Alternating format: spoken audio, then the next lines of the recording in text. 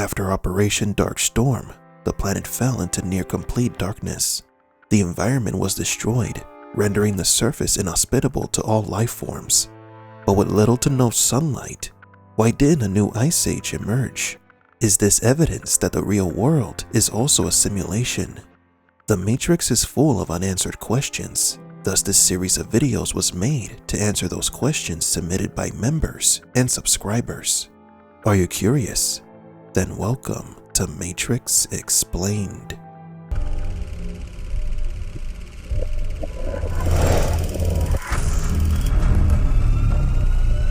Welcome to the desert of the real. Today's first question comes from Michael 23. How exactly are the red pills able to connect to the simulation from their hovercraft? The Sentinels are connected wirelessly, but how are the rebels able to get on that network? If it's Wi-Fi, it would be WPA and likely radius protected. If it's 5G, 4G, or whatever generation they had, it would need a valid SIM card to get into the machine's network as what's known as a rogue device. The Matrix simulation is vulnerable. Humans are capable of hacking into the simulation, not necessarily because they are great hackers, but because some Matrix programs helped make it possible. What do I mean? Take the Merovingian, for example. This program helps other programs from the machine mainframe escape to the Matrix. We saw how Neo ended up trapped in the Trayman's construct, who works for the Merovingian. This means that these back doors to illegally enter the Matrix could be the fault of the Merovingian, and it is thanks to him that the red pills found a back door into the simulation. The Merovingian incidentally or purposefully opened these doors for the humans to take advantage of. He made the simulation vulnerable. Thus the red pills, and maybe the humans inside the Matrix, can hack into the system. This is the core, where we broadcast our pirate signal and hack into the Matrix. But there could be another reason, and that's that the simulation is not secured at all.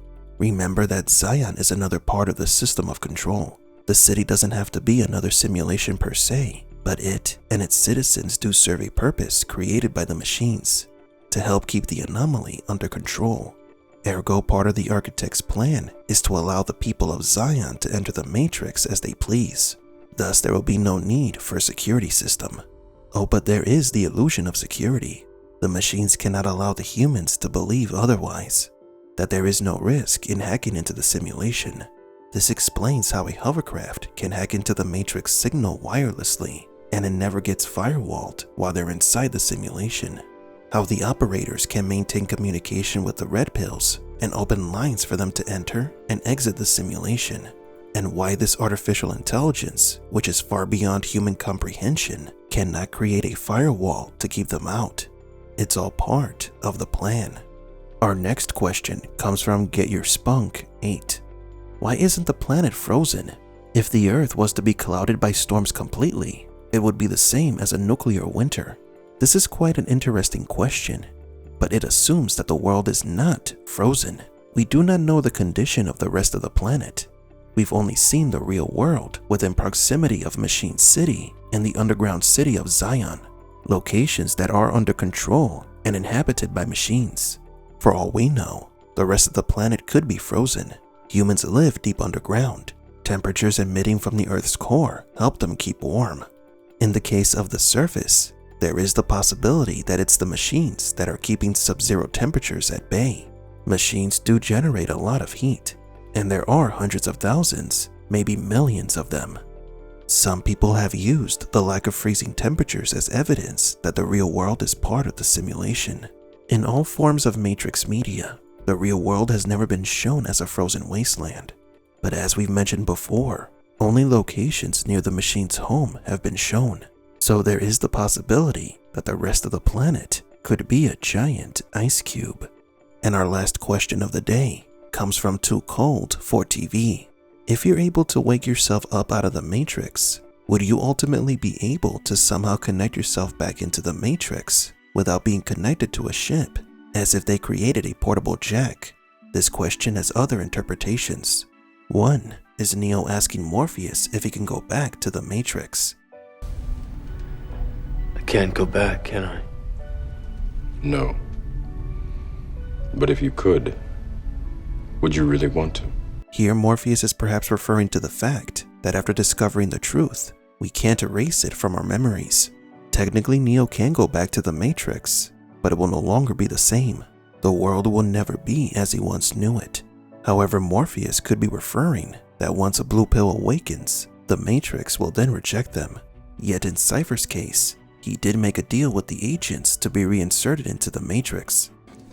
You get my body back in the power plant, reinsert me into the Matrix, I'll get you what you want.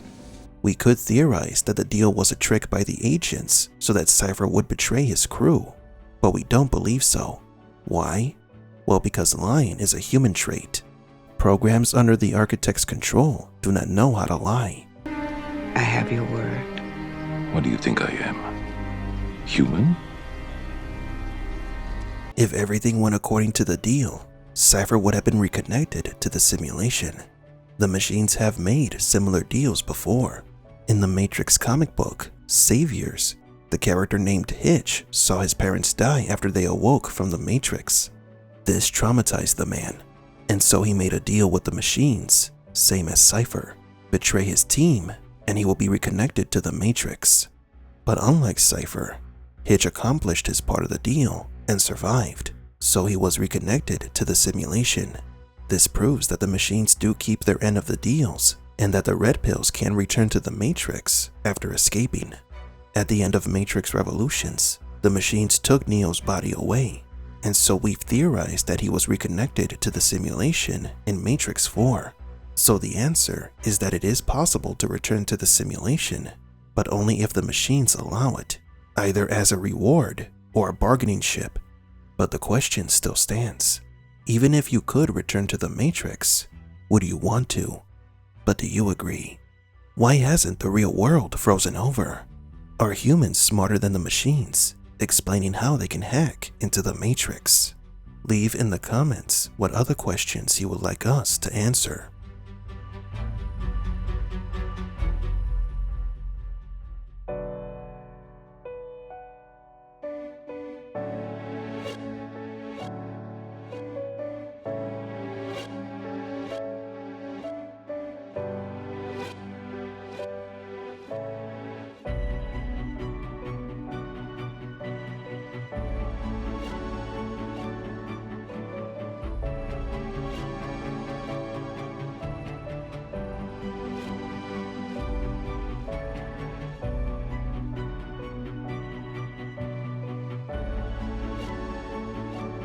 For Matrix Explained, please leave a like and subscribe.